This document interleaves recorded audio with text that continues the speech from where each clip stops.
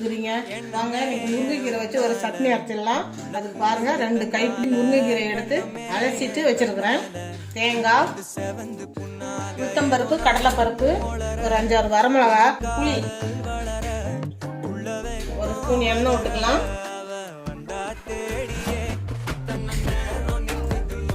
கடுகு போட்டுக்கலாம். உளுத்தம்பருப்பும் கடலைப்பருப்பும் போட்டுக்கலாம்.